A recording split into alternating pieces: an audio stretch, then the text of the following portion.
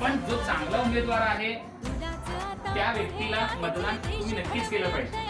मतदान करून आपण भारतीय मतदार आहोत हे सिद्ध करा, जेणेकरून आपल्या भारतीय लोकशाहीचा पाया मजबूत होईल आणि देशाच्या विकासामध्ये तुमच्यासोबत आपल्या सगळ्यांचे पण हातभार लागतील। कारण आपण हक्काने म्हणू शकतो की या व्यक्तीला, अमुक व्यक्तीला आम्ही निवडून दिलेला आहे आणि जे काही विकास होते त्या विकासामध्ये आमचाही तितकाच हातभार आहे।